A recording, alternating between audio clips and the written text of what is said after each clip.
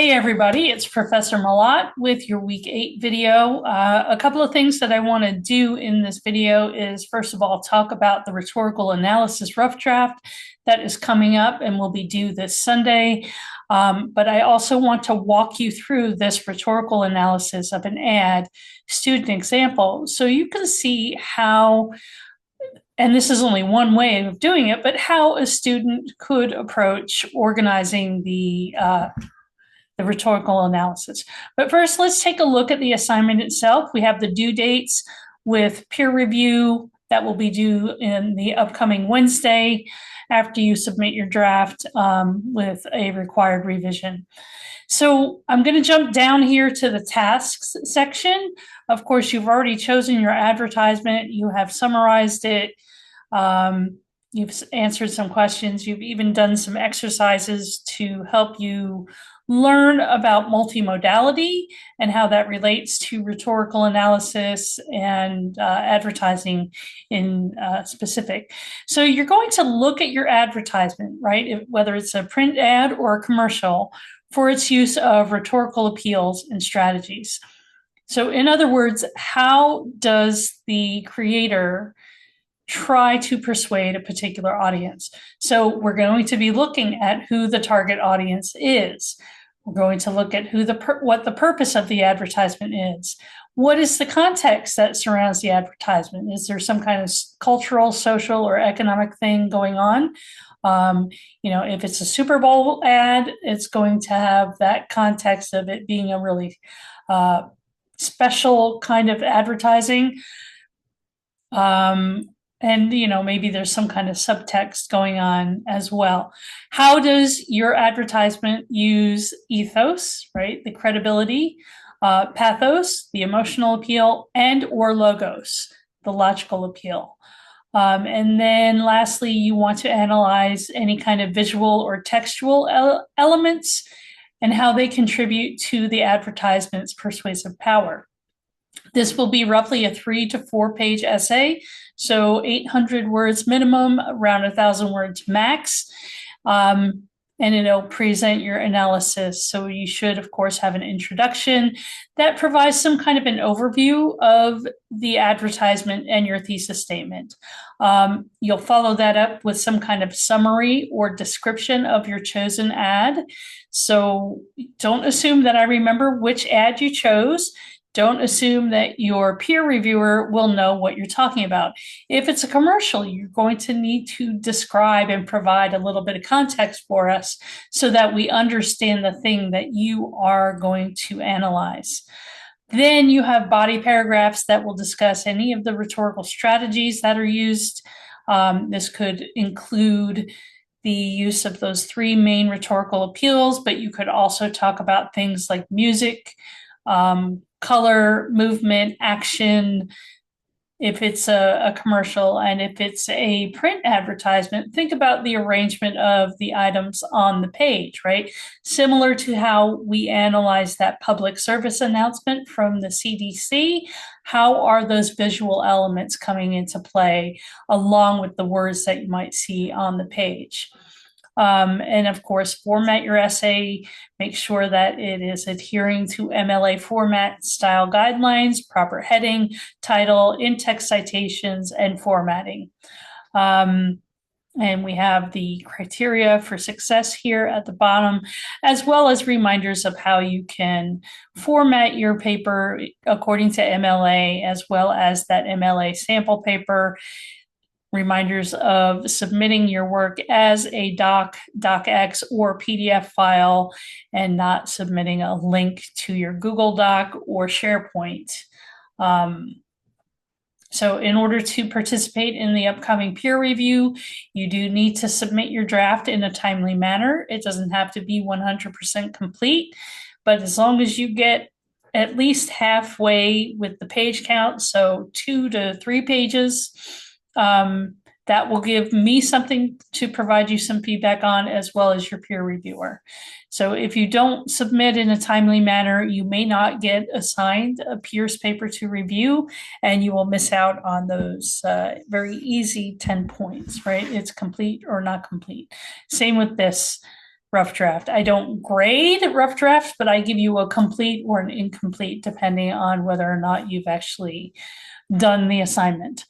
So that said, let's talk a little bit more about how you can go about organizing the rhetorical analysis.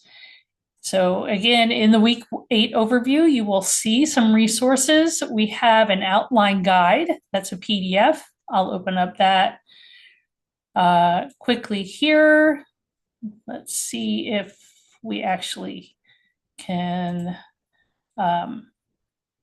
see that page. You are screen sharing? Yes. So this is one of the suggested outlines.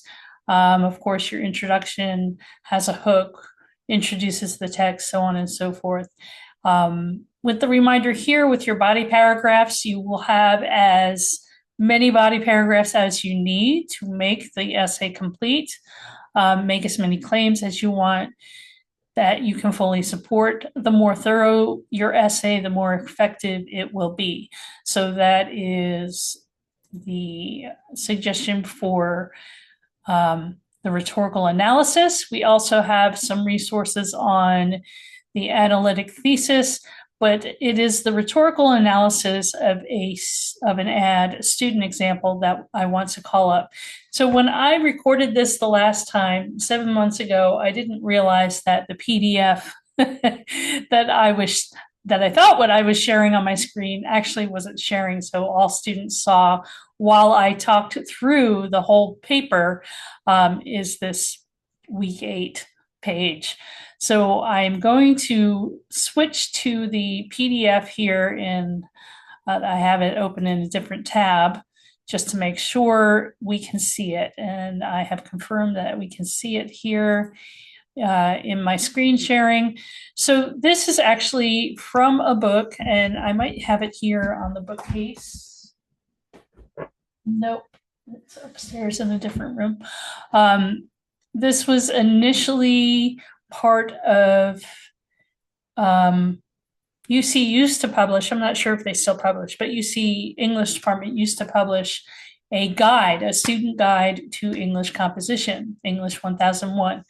And within that guide, there's lots of helpful information, but there are also sample student papers. So this paper is actually a sample paper from a student who took English Comp 1001 back in 2014. So it's a little bit dated, but you will see this is a decent example of how you could go about organizing the rhetorical analysis. So this student here begins with an intriguing title, right? Natural Beauty in a Bottle.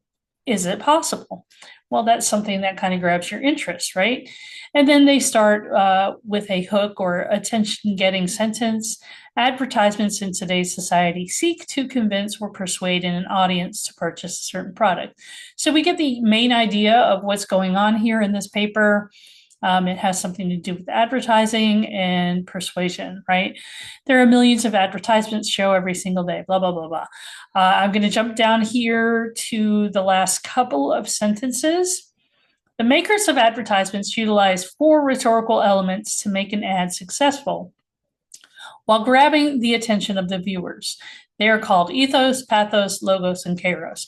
So that's kind of a setup and could be seen as kind of a connected thought to the thesis statement, which is the last sentence in this introductory paragraph. In CoverGirl's Nature Luxe Silk Foundation advertisement with Taylor Swift, these 4 elements, they're talking about the rhetorical appeals, work to sell this product, but also create a contradiction in the idea of naturalness through artificial makeup.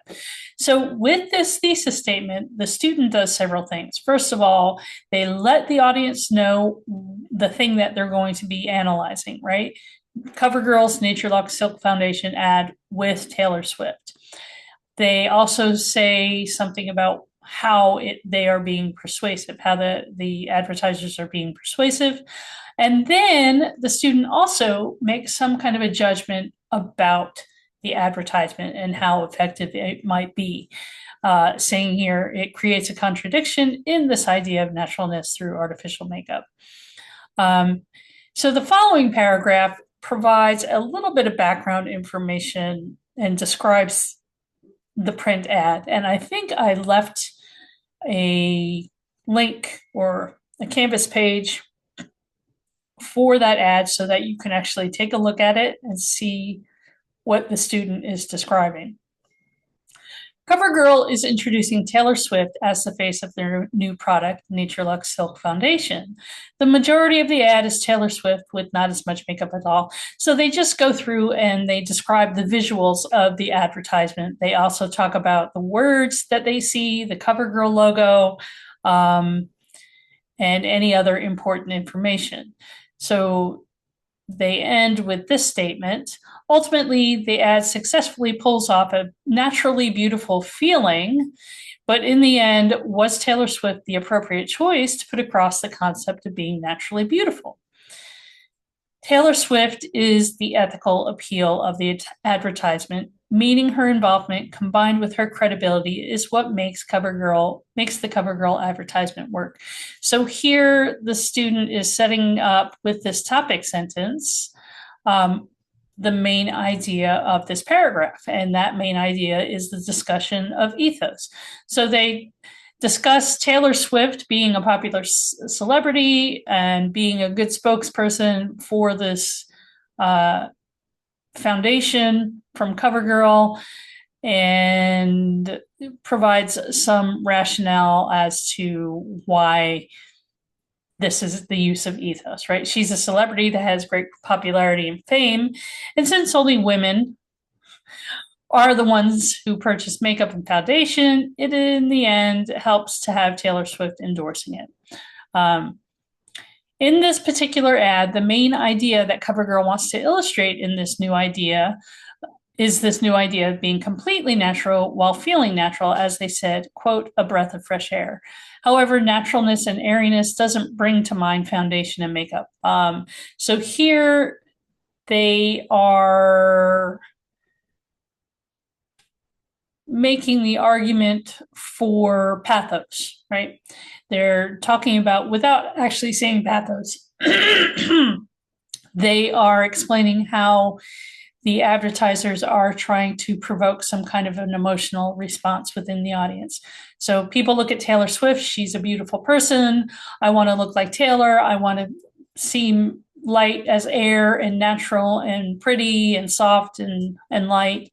And I want to be like Taylor, right? So, that's the rationale in this paragraph. And then the next paragraph, I think you get the idea here, is now they're talking about logos. Besides making a possible customer feel good, that's pathos, about the product, this ad also is trying to tell their audience a factual message about their new product. So again, without having to say logos, they get the idea across that the creator of the advertisement is using facts and figures and data to help support their argument, right?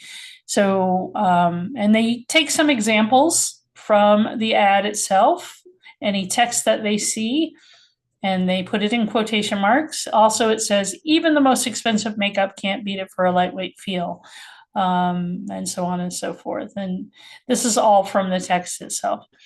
Then they have a shorter paragraph where they talk about kairos, and kairos is really just the timeliness of the message, right?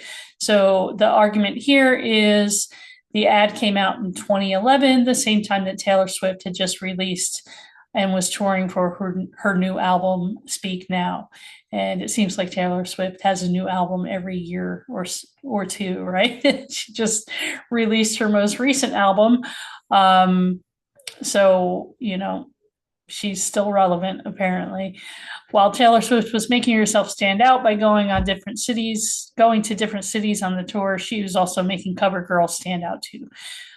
So the argument there is just that CoverGirl took advantage of Taylor Swift being at, the peak of popularity when that ad campaign started. And then they have a conclusion here. CoverGirl may have been successful selling their product with this advertisement, but they ultimately could have made viewers confused as to why they chose Taylor Swift, blah, blah, blah, right? So they make some kind of judgment as to how effective the ad possibly was.